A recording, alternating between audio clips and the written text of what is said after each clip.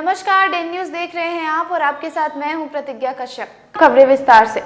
मुजफ्फरपुर के बरुराज थाना इलाके के हरनाही गांव के चौड़ किनारे से एक बच्चे का शव मिलने से पूरे इलाके में सनसनी फैल गई। मृत बच्चे की पहचान उसी गांव निवासी नरेश चौधरी का 10 वर्षीय पुत्र नीरज कुमार के रूप में हुई है। नीरज की गला दबाकर हत्या की गई है। घटना के बाद बच्चे के परिवार में चीख पुकार मचा हुआ है। किसी को समझ में नहीं आ रहा था कि नीरज की हत्या क्यों की गई। घटना के बाद बरुराज पुलिस ने जब मामले की तफ्तीश शुरू की तो चौंका देने वाला सच सामने आया। नरेश एक गरीब परिवार से आता है, वो विकलांग भी है। ताड़ी बेचकर अपने परिवार का जीवन बसर करता है।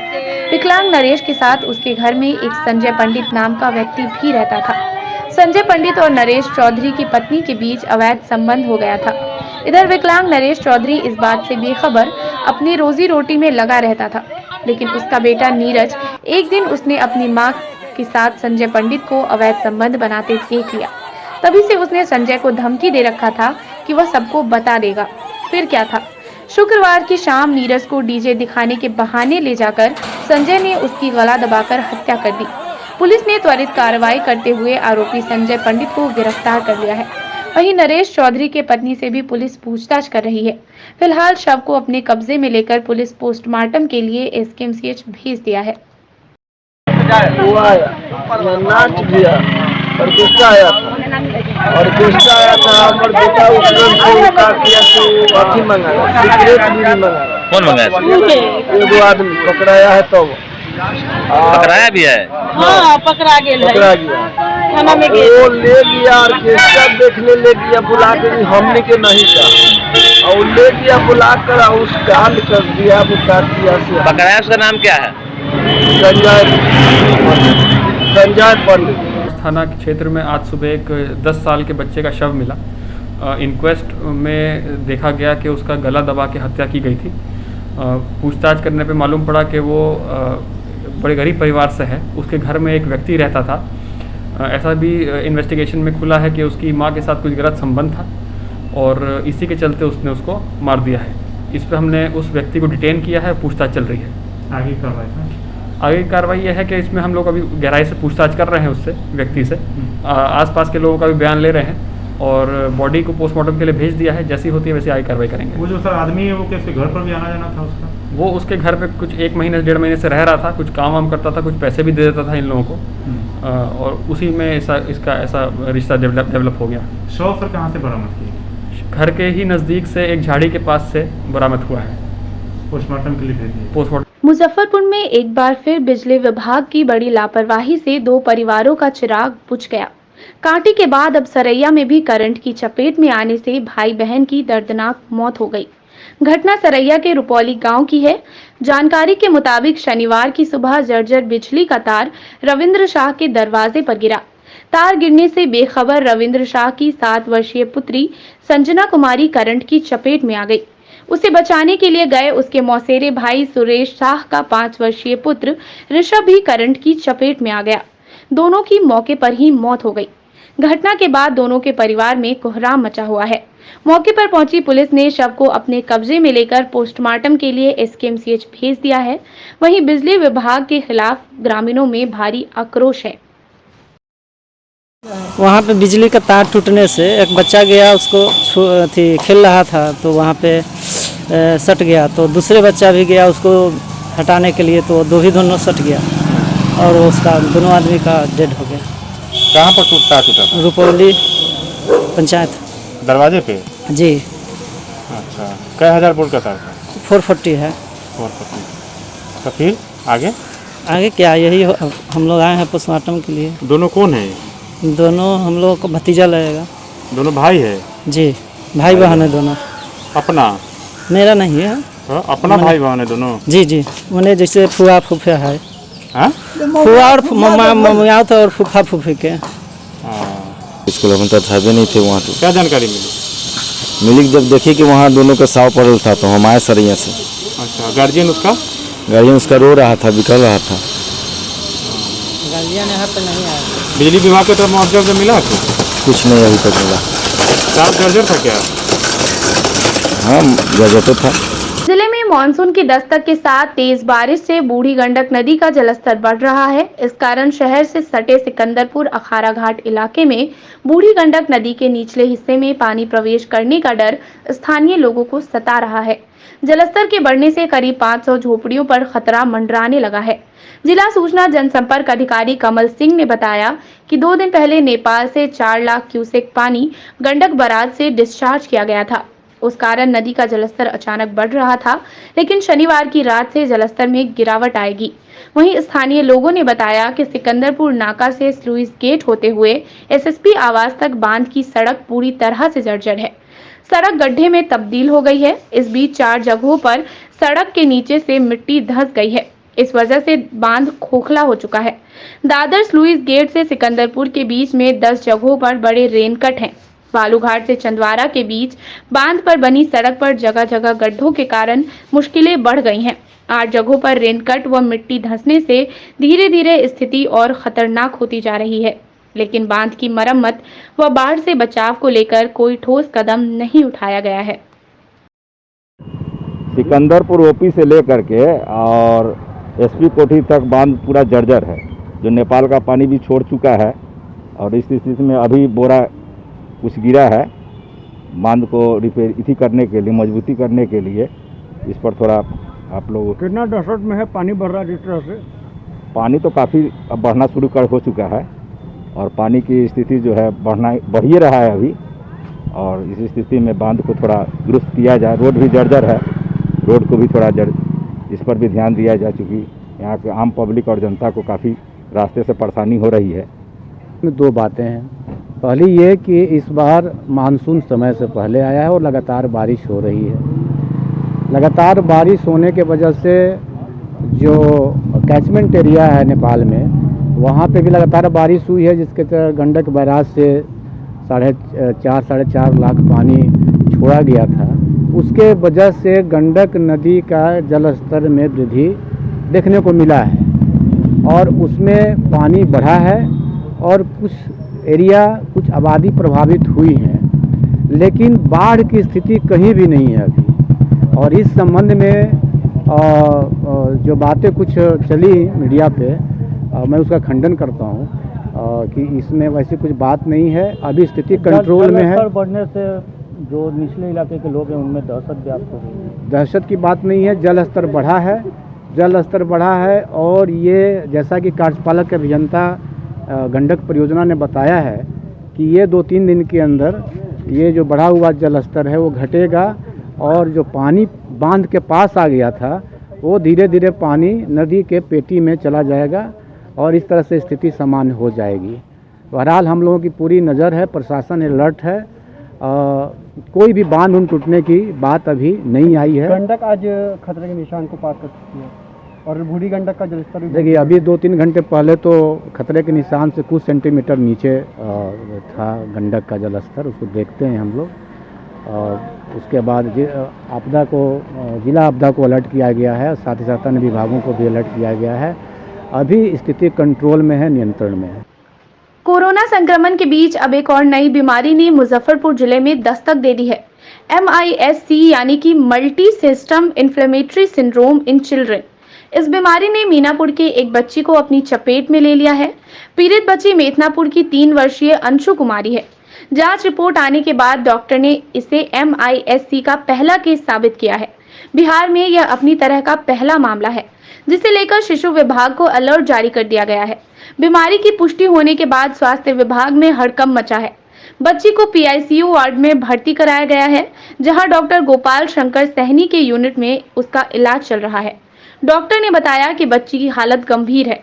ये पोस्ट कोविड जैसे लक्षण हैं जो फेफड़े के साथ किडनी, लिवर और अन्य अंगों को संक्रमित करते हैं। डी डाइमर 3000 से अधिक बढ़ा है। उन्होंने कहा कि कोरोना के बाद ब्लैक फंगस व MIS-C के मरीज सामने आ रहे हैं। SKMCH में MIS-C का यह पहला मरीज है। ये पिकू में भर्ती हुई है। वो पोस्ट कोविड लक्षण होता है बच्चों में, मल्टी सिस्टम इन्फ्लेमेटरी सिंड्रोम बोलते हैं, जिसमें शरीर के अंग कार्य करना बंद कर देते हैं, खास करके हार्ट में यदि इन्फ्लामेशन होता है। ये इन्फेक्शन नहीं है, ये दूसरे में नहीं फैलता है, लेकिन कोविड का है।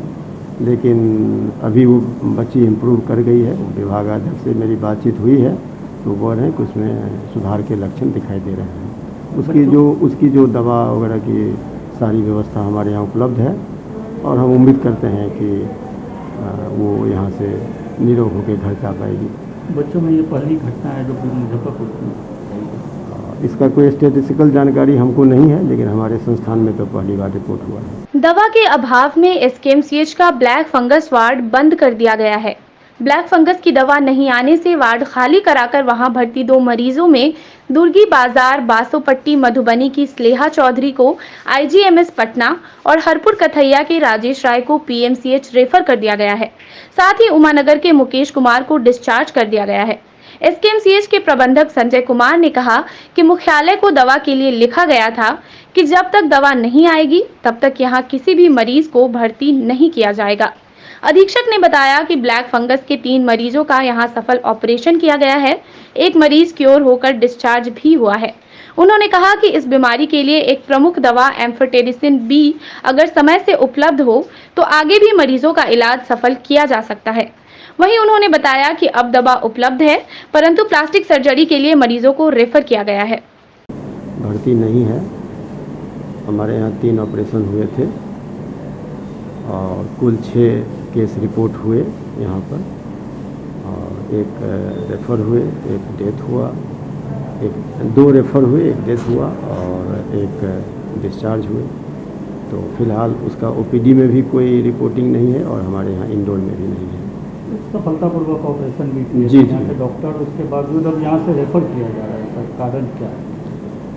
रेफर कारण है कि उसका जो आगे का जो प्लास्टिक सर्जरी है, रिकन्स्ट्रक्शन होना है, तो वो जो बहुत विशिष्ट संस्थान होते हैं वहीं उपलब्ध होता है, तो उसकी व्यवस्था यहाँ नहीं है। दवाओं की उपलब्धता नहीं हो पा रही है। ये दवा की उपलब्धता रही है, बीच में एक दिन गैप रहा, लेकिन फिर दवा आ गई है।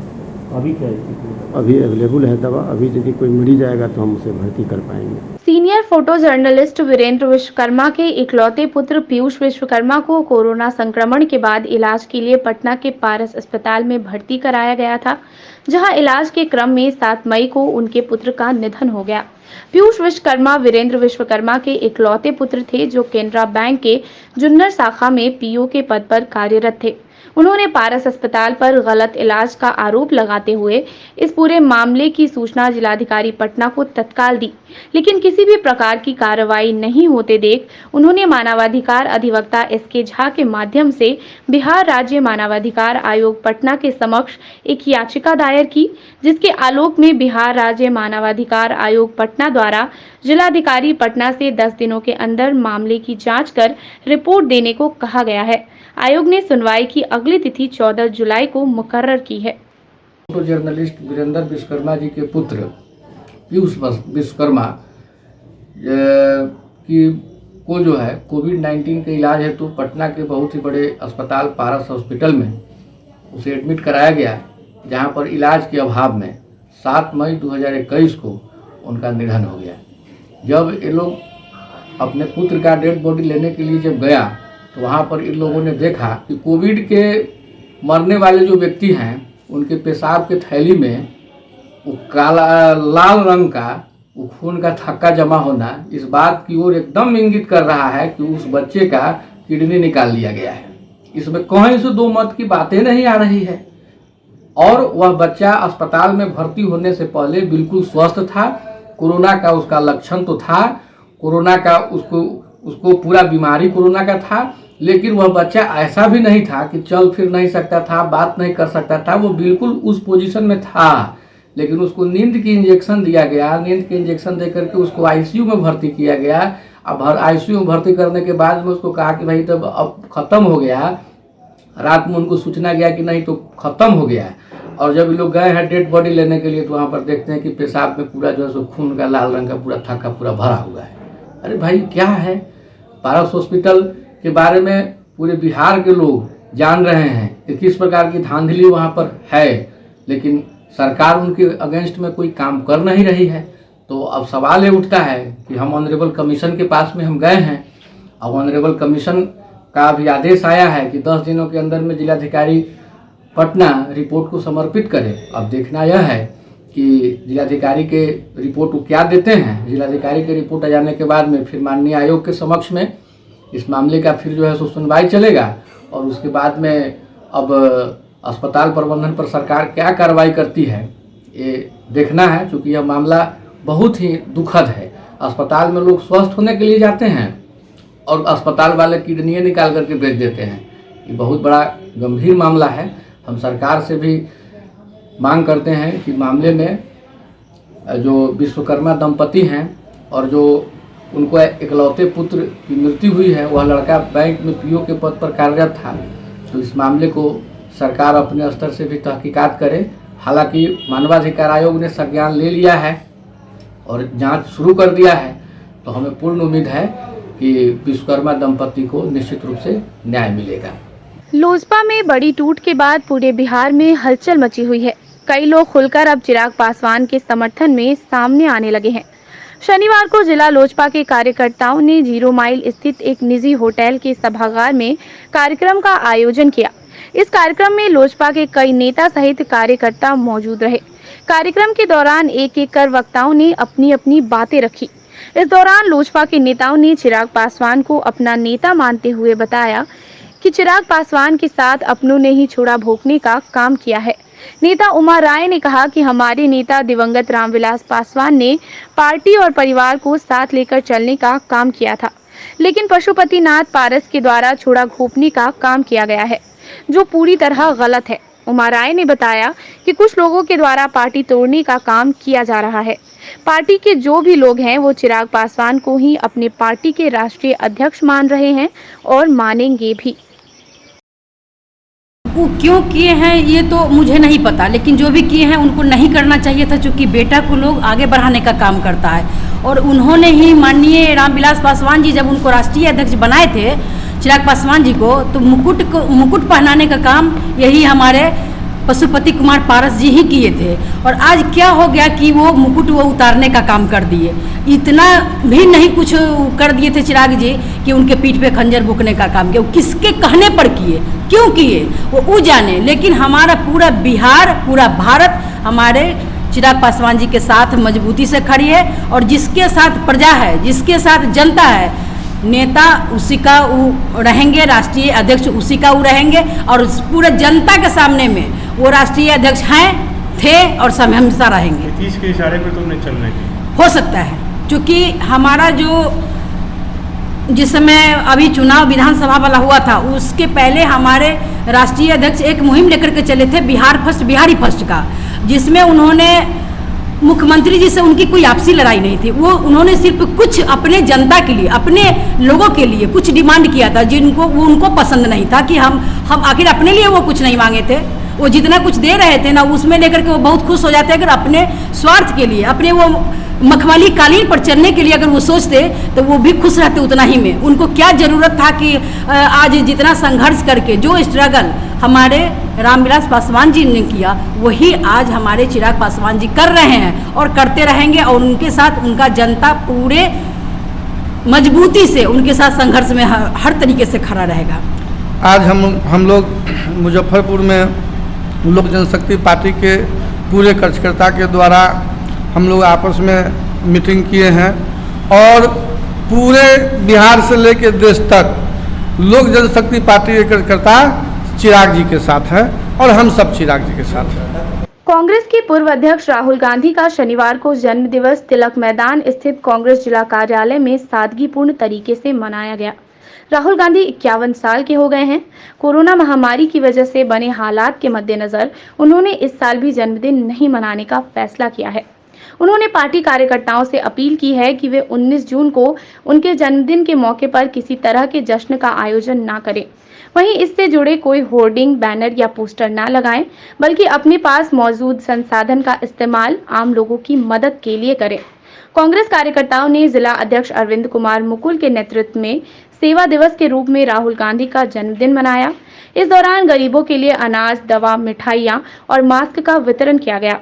कांग्रेस जिला अध्यक्ष अरविंद कुमार मुकुल ने बताया कि कांग्रेस आलाकमान के आदेश पर सादगीपूर्ण तरीके से जन्मदिन मनाया गया, जिसमें कांग्रेस कार्यकर्ताओं ने निर्धन लोगों की सेवा की। भावी प्रधानमंत्री अखिल भारतीय कांग्रेस कमेटी के पूर्व अध्यक्ष राहुल गांधी जी के जन्मदिन पर मुजफ्फरपुर जिला कांग्रेस कमेटी द्वारा आयोजित जन्मदिन समारोह मनाया जा रहा है। आज हम लोग गरीब जो कोरोना से बेहाल हैं, लॉकडाउन से जिनकी स्थिति खराब है, उनके बीच हम लोग मास्क, मिठाई, दवा, खाद्य सामग्री वितरण कर रहे हैं और सादगी के रूप में इस बार हम लोग राहुल जी का जन्मदिन मना रहे हैं। और दिल्ली से जो निर्देश आया है कि हम लोग पूरे प्रखंड स्तर पर गांव, शहर, कस्बा, वार्ड में सर्वे करा रहे हैं कि जो लोग कोरोना से मृत्यु हुई है और जिनको राशन नहीं मिला है, सरकार से कोई सहायता नहीं मिला है, उसको जो है हम लोग कांग्रेस की तरफ से उनको सहायता करेंगे। मैं उनके जन्मदिन पर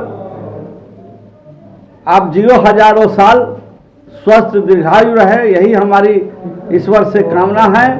और जो भारत की स्थिति है उसको आने वाला समय में आप प्रधानमंत्री बने, यही हमारी शुभकामना है। कांग्रेस के पूर्व अध्यक्ष राहुल गांधी आज 51 साल के हो गए।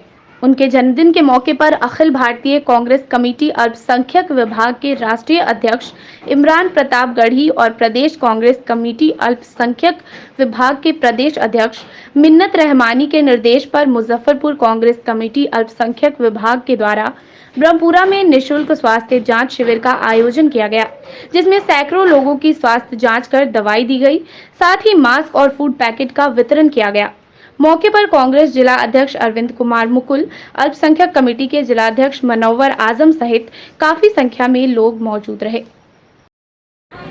आज कार्यक्रम किया गया है मुजफ्फरपुर जिला कांग्रेस कमेटी अल्पसंख्यक विभाग की तरफ से हमारे कांग्रेस पार्टी के पूर्व राष्ट्रीय अध्यक्ष श्री राहुल गांधी जी के जन्मदिन के शुभ अवसर पर, जिसकी अगुवाई हमारे कांग्रेस पार्टी के अल्पसंख्यक विभाग के राष्ट्रीय अध्यक्ष इमरान प्रताप गढ़ी साहब व प्रदेश अध्यक्ष मिन्नत रहमानी साहब के आह्वान पर, जिसमें अभी जो है कि सैकड़ों की तादाद में बच्चे आए हैं, जहां जो है कि मास्क, सैनिटाइज़र, फूड वितरण और साथ में निःशुल्क चिकित्सा व्यवस्था किया है, जिसमें दवाई डॉक्टर देखेंगे और उसके बाद जो रोगी होंगे उनको उसी तरह का दवाई दिया जाए। नगर निगम क्षेत्र के विभिन्न इलाकों में पेयजल की अनियमित आपूर्ति से लोग परेशान हैं। अधिकतर चापानल मरम्मत के इंतजार में बेकार पड़े हैं। नलों से पानी नहीं आता और कभी कभी पानी आता भी है तो इतना गंदा कि लोग उसे पी भी नहीं पाते हैं। लोग आधी रात से ही बर्तन और बाल्टी लिए लाइनों में खड़े रहते हैं और पानी के लिए आपस में मारपीट भी हो जाती है। पर अब इन सभी समस्याओं का निदान हो जाएगा। शनिवार को वार्ड 16 में उपनगर आयुक्त मीरा कुमारी और मेयर सुरेश कुमार ने संयुक्त रूप से विधिवत पूजा के बाद समरसेबुल का कार्य प्रारंभ किया। उपनगर आयुक्त मीरा कुमारी ने बताया कि 2 महीनों के अंदर नगर निगम के सभी क्षेत्रों में समरसेबल चालू हो जाएगा, जिससे जिले में पेयजल की समस्या का समाधान होगा। वहीं मेयर सुरेश कुमार ने बताया कि सभी जल मीनार, पंप हाउस और नए समरसेबुल को चालू कर शहर की पेयजल समस्या का समाधान कर दिया जाएगा। इस अवसर पर वार्ड 16 के पार्षद पवन कुमार राम ने बताया कि जल्द ही उनके वार्ड में जो पेयजल की समस्या थी उसका समाधान हो जाएगा। हमारे यहाँ वार्ड 16 में लगभग 3 समरसेबुल और 1 पंप पहले से भी है और अभी मुख्यमंत्री नल जल योजना के तहत अभी 2 समरसेबुल और लगभग 12,000 फीट पाइपलाइन मेरे यहाँ स्वीकृत है। मैं वार्ड 16 के सारे घरों में डोर टू डोर एक घर में पानी पहुँचाने का लक्ष्य रखा हूँ और संभवतः मैं 2 से 2.5 महीने में मैं सारे घरों में पानी पहुँचा दूँगा। हर वार्ड में आवश्यकता अनुसार किसी वार्ड में 4 है, किसी वार्ड में 3 समरसेबुल का योजना दिया गया है, किसी में 2 भी है। कुल कितने अभी तक शुरू हो चुके हैं? 31 वार्ड में शुरू हो चुके हैं, 62 समरसेबुल हो चुके हैं। माननीय मुख्यमंत्री जी का ये सपना है जो उनका साथ निश्चय में है कि हर घर में पानी पहुंचाना, शुद्ध पानी पहुंचाना। उसी के मद्देनज़र नगर निगम जो दायित्व हम लोग का दायित्व है, उन 400 वार्डों में हम लोगों ने 4-4 कहीं 3-3 जो भी पार्षदों ने रिक्वायर दिया, उसी के हिसाब से हम लोगों ने उनके यहाँ समरसेबुल प्लस पाइपलाइन, जहाँ जहाँ गली में पाइपलाइन, उसके बाद टावर बना के उस पर 1-1 हज़ार का 2 टंकी लगाना है। दिन भर पानी चलेगा। उसमें ये नहीं है कि मोटर खोलिए आप पानी आएगा, सो नहीं, 24 घंटा पानी चलेगा। इसी का लगभग 100 वार्ड में धीरे धीरे काम शुरू हो गया। क्योंकि ये टेंडर प्रक्रिया और जो टेंडर प्रक्रिया में टाइम लगा, लेकिन संभवतः 2 महीना में ये कार्य संपूर्ण 49 वार्ड में कार्य संपन्न हो जाएगा और हर एक घर में पानी जाना शुरुआत हो जाएगा। एक बात और ध्यान रखा जाए कि दिन भर पानी मिलेगी, ये नहीं कि सुबह और शाम वाला बात है, दिन भर पानी मिलेगा। आज ये शुभारंभ यहाँ हुई है और वार्ड में बन चुका है। उसका उद्घाटन संभवतः इस सप्ताह के अंदर माननीय मुख्यमंत्री जी, उप मुख्यमंत्री जी आएंगे, वो करेंगे। और युवा जनता दल यूनाइटेड उत्तर बिहार प्रदेश अध्यक्ष अंकित तिवारी के आदेश पर उत्तर बिहार के सभी जिलों में प्रखंड अध्यक्ष और विधानसभा प्रभारियों की सूची जारी करनी थी। इसी क्रम में शनिवार को मुजफ्फरपुर युवा जनता दल यूनाइटेड ने भी प्रेस कॉन्फ्रेंस के माध्यम से इमली चट्टी स्थित जदयू के प्रधान कार्यालय में जिले के सभी 16 प्रखंड अध्यक्ष और 11 विधानसभा प्रभारियों की सूची जारी की। युवा जिला जदयू के मुख्य प्रवक्ता कुंदन शांडिल्य ने प्रेस को बताया कि नीतीश कुमार और बिहार के विकास में अपनी आस्था रखने वाले सभी नव मनोनीत प्रखंड अध्यक्ष और विधानसभा प्रभारियों को हार्दिक बधाई। युवा जदयू मुजफ्फरपुर में जल्द ही युवाओं की फौज खड़ा करेगी, जो बढ़ते बिहार में अपना अहम योगदान देने का एक नया आयाम रचेंगे। आज युवा जनता दल यू मुजफ्फरपुर के प्रेस कॉन्फ्रेंस के जरिए हमारे नवनियुक्त प्रखंड अध्यक्ष सब विधानसभा प्रभारी की घोषणा की जा रही है। आज पूरे बिहार में, पूरे उत्तर बिहार में एक साथ सभी जिलों में इस कार्यक्रम को रखा गया है। इसका उद्देश्य है कि आने वाले 20 तारीख को जो वर्चुअल रैली हमारे राष्ट्रीय अध्यक्ष माननीय RCP सिंह जी द्वारा जो आयोजित की गई है, इसमें मुजफ्फरपुर युवा का ज़्यादा से ज़्यादा भागीदारी हो, इसकी घोषणा इसलिए आज कर दी गई है। और पार्टी आगे जो जिला कमेटी का विस्तार करना है उसका भी एक डेट निर्धारित करेगी, फिर जिला कमेटी का विस्तार आगे तय समय पर किया जाएगा। उत्तर बिहार के पूरे ज़िलों में आज विधानसभा प्रभारी, प्रखंड अध्यक्ष, सभी नवनियुक्त प्रखंड अध्यक्ष जिसकी सूची जारी हुई है, जिला अध्यक्ष ने आज जारी किया है। प्रदेश से जो सूची आई थी उन सभी नवमनोनीत पदाधिकारियों को बहुत बहुत शुभकामनाएं। आशा करते हैं कि जनता दल यू, युवा जनता दल यू सबसे अच्छे तरीके से संगठन को मजबूत करके और राष्ट्रीय स्तर पे, राज्य स्तर पे एक नया आयाम खड़ा करके मुजफ्फरपुर दिखाएगा। दूसरी बात कि कल होने वाले वर्चुअल सम्मेलन की जो तैयारी चल रही है, उसका आज भी हम लोगों का 1-1:30 बजे से कार्यक्रम चलना है वर्चुअल सम्मेलन का, और फिर कल चलेगा। मुजफ्फरपुर जिले का जो कमान पुराने छात्र नेता भारतेंदु कुमार और जनता दल यू के पुराने साथी कुंदन सांडिल जी और राहुल कुमार जी के नेतृत्व में जो प्रदेश नेतृत्व ने तीनों व्यक्ति पर जो अपना विश्वास जमाया है, इन लोगों ने एक मजबूत साथियों का टीम प्रखंड युवा अध्यक्ष और विधानसभा प्रभारी के रूप में आज घोषणा किया है। जो आने वाले दिनों में जो राष्ट्रीय अध्यक्ष का कल जो वर्चुअल मीटिंग है, उसके अलावे आने वाले दिनों में युवा जदयू का जो टीम इनके नेतृत्व में काफी सफल होगा। शनिवार को ज्येष्ठ शुक्ल नवमी के अवसर पर पुरानी बाजार केदारनाथ रोड स्थित एक निजी आवास पर माहेश्वरी समाज के द्वारा महेश नवमी पर पूजा किया गया। इस अवसर पर माहेश्वरी समाज के सदस्यों के द्वारा वैदिक मंत्रोच्चारण के साथ भव्य पूजा अर्चना की गई। वहीं मौके पर उपस्थित सदस्यों ने बताया कि ऋषियों के श्राप से निष्प्राण हुए खंडेलपुर के 72 क्षत्रिय उमराव को भगवान महेश और माता पार्वती ने ज्येष्ठ शुक्ल नवमी के दिन कृपा कर वरदान देकर नया जीवन दान दिया और एक नए वंश माहेश्वरी समाज की उत्पत्ति हुई। तभी से इस दिन को माहेश्वरी समाज द्वारा महेश नवमी के रूप में मनाया जाता है। महेश नवमी का त्योहार बड़े धूमधाम से हर साल ज्येष्ठ शुक्ल नवमी को मनाते हैं। ऐसे तो यह त्यौहार हम बड़े ही धूमधाम से मनाते हैं, लेकिन कोरोना के कारण भगवान महेश की का पूजन कर अभी 2 साल से हम मना रहे हैं। तो इस साल भी हम लोगों ने अपने सभी सदस्यों के साथ भगवान महेश भगवान शिव का रुद्राभिषेक का कार्यक्रम आज रखा और उसी के तहत कल हम गौशाला में गायों को गुड़ चोकर खिलाने का भी कार्यक्रम रख रहे हैं। इसी के साथ आज की खबरों का सिलसिला यहीं पर होता है समाप्त। कल फिर मिलेंगे कुछ नई खबरों के साथ। तब तक के लिए डे न्यूज़ परिवार को दीजिए इजाजत। नमस्कार।